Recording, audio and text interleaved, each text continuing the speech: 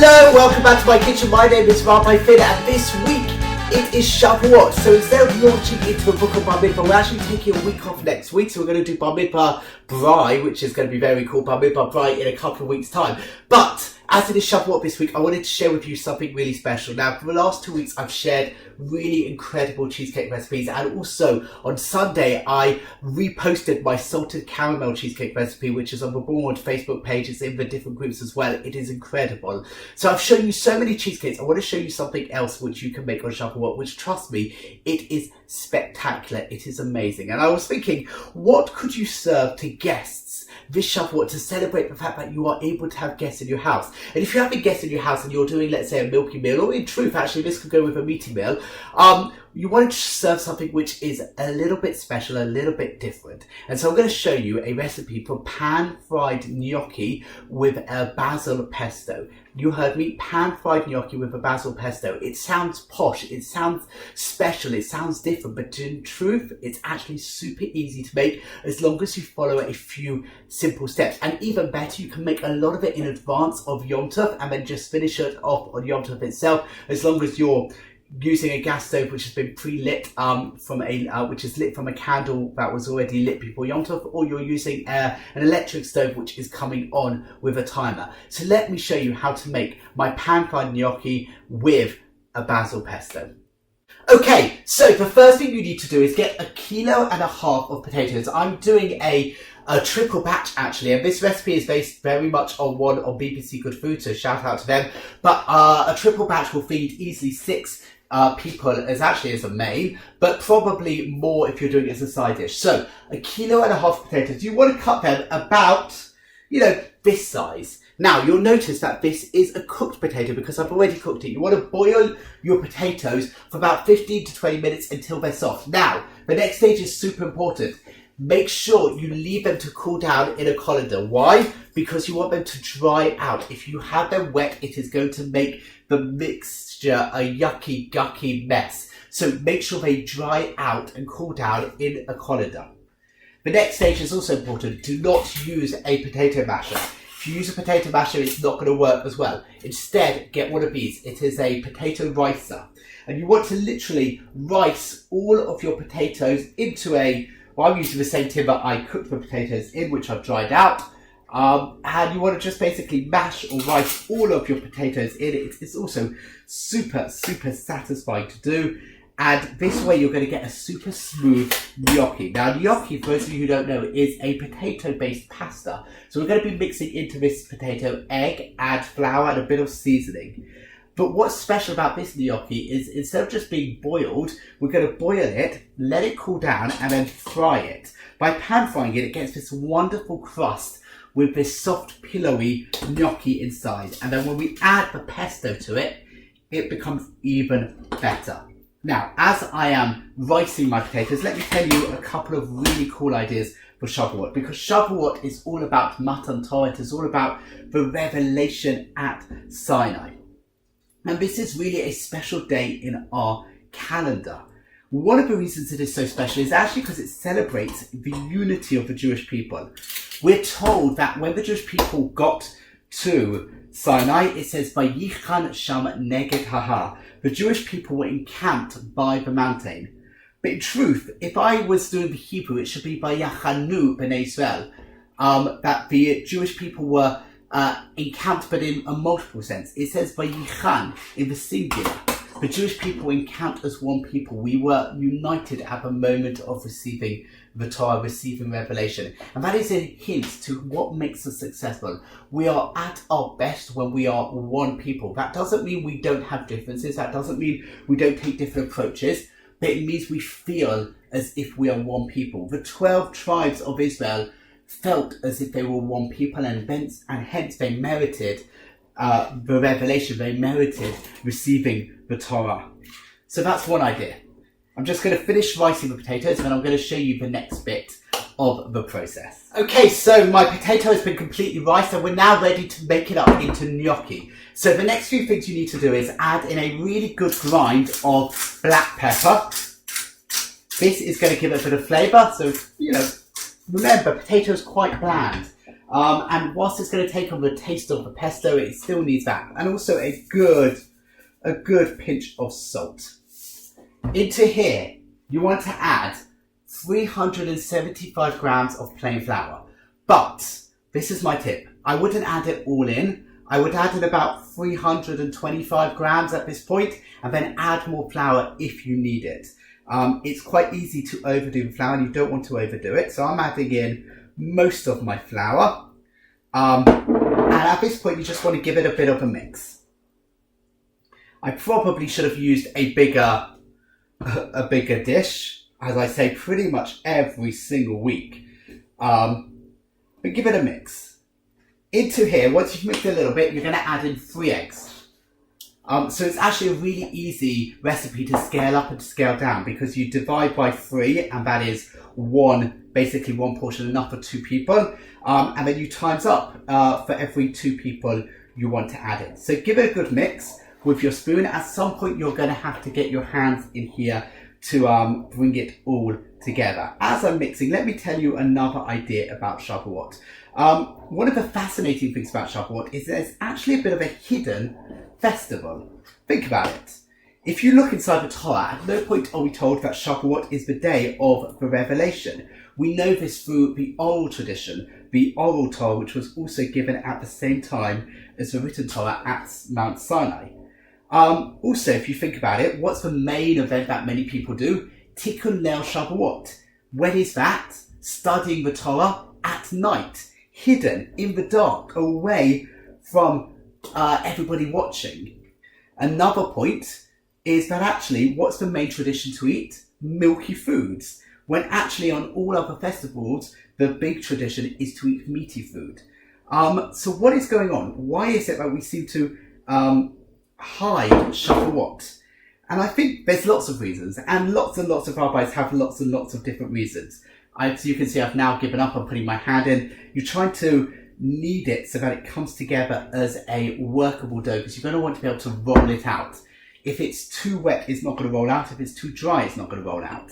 So, back to the question. Why is it that we almost treat Shavuot as a second-class festival compared to Pesach, compared to Sukkot? Even think about it. Pesach is 7 days, Sukkot is 7 days or 8 days, depending on which, and also Pesach, depending on which country you're in. And yet Shavuot is given 1 day in Israel and 2 days in the diaspora. Question is why? And I think one answer is as follows. Because Shavuot actually is only the beginning. We celebrate Revelation, but Revelation is just the start. We're supposed to keep the Torah. We're supposed to use the Torah to make our lives better, to act as better individuals, to learn the Torah, to delve into it. We don't celebrate Shavuot as the end, but rather Shavuot marks the beginning. And you don't want to spend too long at the beginning point, otherwise you'll never progress. So Shavuot is almost played down a little bit, because actually we shouldn't celebrate too much an achievement, because whilst the revelation is important, it was only the start and not the end. And it really is, Shavuot is supposed to be a time that focuses us on the importance of the Torah in our lives and the importance of bringing the Torah into our everyday existence. And we can only do that if we go back to our everyday existence, but with the knowledge that we gain from celebrating Revelation at Shavuot. So, once you've added in all of your flour, give it a mix or a knead with your hand. I'm going to turn it out onto my work surface, which has already got a bit of flour on it. And I'm doing this in part just to make sure I get all of this together, and just want to knead it. You want to knead it so it comes together as one dough. This effectively is your potato pasta dough. This is going to be the base on which you build all of the flavour later on. This is actually, for those of you who've got kids at home and you want something to do with them, this is actually quite a nice activity to do with the kids. And I think they might even find the end result quite yummy, quite tasty. So, give it a mix, make sure it is smooth. There's no bits of flour stuck in there. And then you want to test it, see if it's going to work. So, the way you test it is, can you roll it into a sausage? This is nearly there, so I think I'm just going to make sure I got all the flour in it. And once you've got it and you're happy, just let it rest a little bit. Let the flour soak up any moisture that is in there. And you want to get a large pot of water on to boil. So once I've got the pot of water on to boil, I'm going to show you the next step. I know I said to put it in a large pan, but because I'm using this hob here, I'm just going to show it to you in a small pan and then I'm going to finish the rest off in a large pan. What you need is, using well-floured hands, grab some of your gnocchi mix and roll it into a sausage about 1 centimetre thick. It's, not going to be the world's most glorious sausage. It doesn't really matter. Just roll it into a sausage on some floured surface here. And then use a knife or a pastry cutter and just cut basically centimetre wide bits. I'll show you in a moment, like that. And this is what you want it to look like. That is your little dumpling, your little potato dumpling, your little gnocchi. Bring your water up to a boil and you're going to boil it or simmer it till it floats, because as soon as it goes into the water, it's going to sink. Once it's floated to the top, it is cooked. That is how easy it is. So, I'm going to do a test one, just to see if the water is ready. And as I do that, I keep preparing the sausage. And the reason I say use a big pan is because it means you can get more in at one time. Have a place that you can put the gnocchi to dry. So I've got just a big sheet of greaseproof paper here, and that is where I'm going to put the gnocchi to dry. I'm going to take it out with a slotted spoon. Do not take it out until it's risen to the top, because then it won't be cooked. It won't puff up that much, but that is what it looks like when it is cooked. It feels a bit gooey. Now, a lot of people will just take this and put this in a tomato sauce and have that as the gnocchi. To be honest, I don't know why. I think that the texture just doesn't work for me. If it works for you, then great, but I love what we're going to do to it next stage. The other thing to note is that the amazing thing about this recipe is that after this stage, you can freeze these gnocchi in the freezer and then defrost them just before you're going to, just before Chag, and then fry them and finish the last bit off on Chag itself, which is what I'm going to be doing with the leftovers from this that I'm going to be showing you. Okay, so now that the gnocchi has had a chance to cool down and to get therefore slightly dry on the outside, it is time to make the pesto that it is going to go with.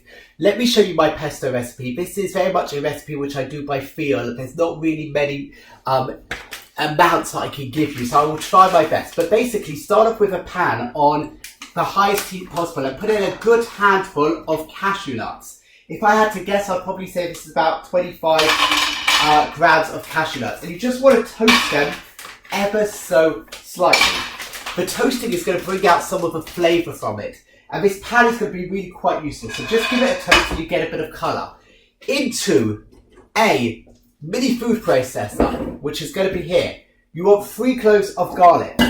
Give that a little bit of a zhuzh just to start to break up the garlic at this point. Now, you can start to add in a couple of the other ingredients. We're going to be using 30 grams, a whole bunch of basil. It's absolutely amazing. 30 grams of basil, just throw it straight in and give it another zhuzh with your mini food processor. Pesto is so easy to make, but if you don't want to make it yourself, feel free to go to the shops, buy a jar, and you can use the jar ready-made for this dish. Trust me, make your own. It's cheaper than buying it. Give your nuts a little bit of a shake and you'll find that they're toasty. They're getting this aroma, and keep the pan on the heat for the next bit. I'll show you why. So, put your toasted nuts into the jar that you're going to be making the pesto. Some people will use, or a lot of people use pine nuts. I find pine nuts are actually quite expensive, hence why I'm using cashew nuts. They bring that same creaminess that I want to it. Gonna go back to my pesto soon, but into this pan I want to put a splash of oil. I'm using some sunflower oil, but you could quite easily use some olive oil. The only reason I'm not using olive oil now is because we're going to use quite a lot of olive oil in the pesto. So, put it in the pan and bring the pan up to a heat. And I'm hoping this is going to work on this hob, because as I've described before, it's a really rubbish hob compared to my lovely gas one over there.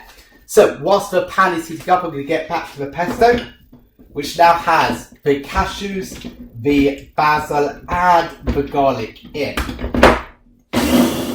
Every so often stop it and give it a bit of a shake. Right, I can feel some heat in here, so let me show you what I've got. This is the cooked gnocchi. It is beautiful, it feels a bit chewy. it feels a bit soft as well. It's a bit like a bagel. You know, bagel is so soft and yummy on the inside and chewy on the outside. That is what you want with your gnocchi. But to give it that extra specialness, you want to get it brown and crispy on the outside. So, simply put it into the pan. On the highest heat that you've got, make sure all of the bits are separate. As I say, this is the stage where you can freeze it. And then defrost it and then use it at this stage in the pan and leave it there to fry as you finish off your pesto. Let me show you my pesto at the moment. It doesn't really look like pesto. It looks almost like a gremolata or something like that.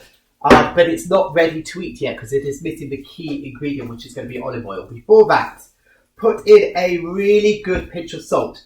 Personally, I like to under-salt at this stage and then add more salt later, but a good pinch is probably what you're going to need at this time. Also, slightly controversial, not everybody does this, but I quite like it, a little bit of black pepper in here as well. Give that another zhuzh. Now, for this pesto, we're probably going to use about somewhere between 50 and 100 millilitres of extra virgin olive oil. Start off though in batches of about 25 millilitres and give it a zhuzh between each additional batch. The reason I want to do that is because if you put it all in at once, it's just not going to come together as easily as you like.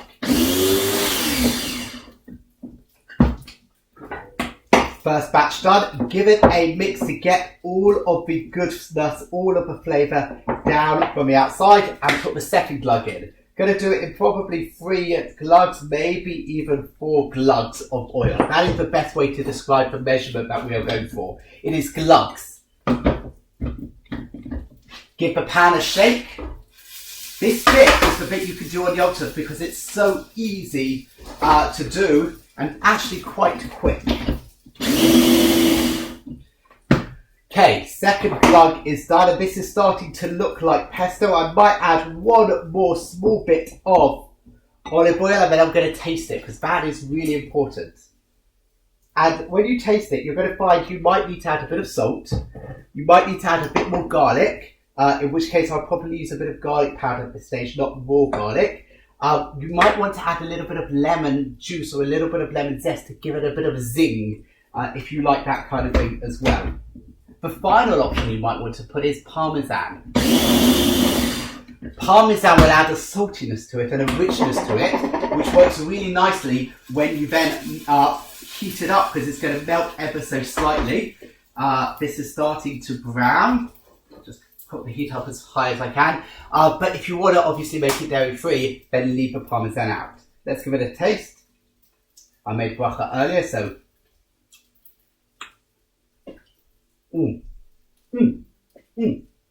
I'm actually going to make this one milky, so I am adding in some Parmesan.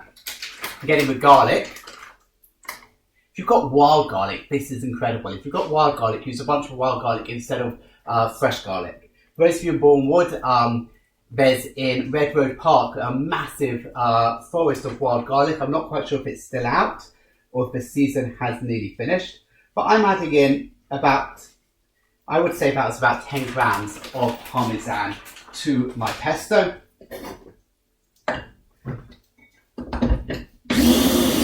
Give it a final mix and then let it rest for a couple of moments. Back to your pan.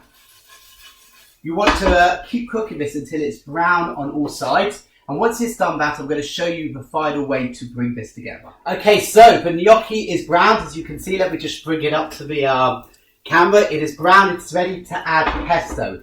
The great thing about this pesto recipe is that it makes quite a lot and you can store pesto in the fridge, but actually you can even freeze it. So I like to do a tablespoon or 2 tablespoons actually of pesto into the pan and then just shake the pan to make sure that all of the gnocchi is covered in this wonderful pesto mix.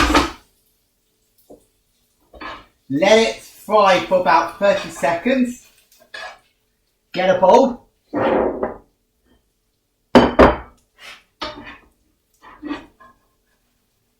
There you have it.